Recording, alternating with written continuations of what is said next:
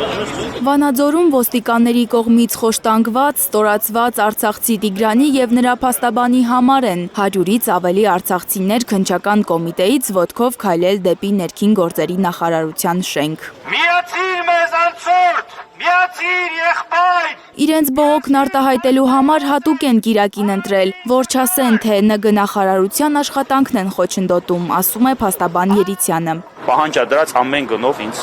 այսպես ասած, զրկել ազատությունից, թե այդ ազատությունից զրկելը կարտահայտվի ինչ եղանակով, դա էական չէ։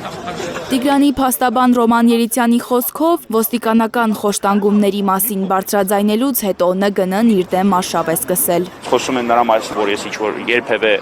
ալկոհոլի ազդեցության տակ ավտոմեքենա են վարել, կասեցված վիճակում ավտոմեքենա են վարել, որոնք ևս քրեական պատասխանատվության ենթակա արարքներ են, այսինքն կասեցված ալկոհոլի ազդեցության տակ երբևէ վարել են։ Նախ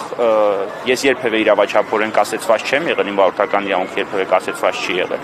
Մեկ, երկրորդ, ալկոհոլ իմ դիտակից կյանքում չեմ օգտագործել, ընդհանրապես չեմ օգտագործել։ Տիգրանի խոշտանգումից հետո համացանցում տարածված տեսանյութում Տիգրանը չէր, ասում է փաստաբանը, այլ Սամվելը, որ Արցախի դրոշով փաթաթված մասնակցել է սրբազան պայքարին։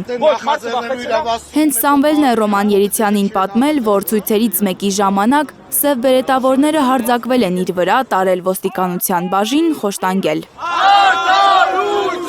Դեպքի առթիվ քննչական վարույթ չի նախաձեռնվել։ Սամվելի և Տիգրանի հետ տեղի ունեցածը հաշվի առնելով, Արցախի մարդու իրավունքների պաշտպանը խտրական վերաբերմունք է նկատում արցախցիների հանդեպ։ Մի քանի գործեր գնում են իրար կողք և որևէ ձևով այդ գործերին պատշաճ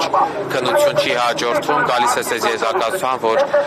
պոտենցիալ խտրականությամբ հետ գործ ունենք։ Ինչու Տիգրանին խոշտանգած ոստիկանների պաշտոնավարումը մինչև հիմա կասեցված չէ, ինչու ՆԳՆ-ն ծառայողական վարույթ չի նախաձեռնել սրբազան պայքարին մասնակցած Սամվելին խոշտանգելու համար, և ինչու են ներքին գործերի նախարարությունից քաղաքացիների հրավիրում և ստիպում Ռոման Երիցյանի դեմ ցուցմունքներ տալ։ Այս երեք հարցերի պատասխանն են պահանջել ցուցարարները։ Որևէ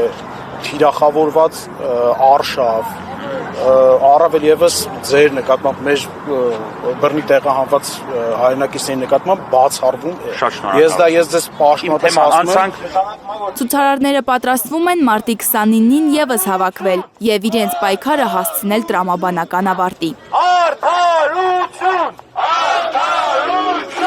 Լանա Համբարձումյան, Արմեն Ապրեսյան, Հայլուրի համար։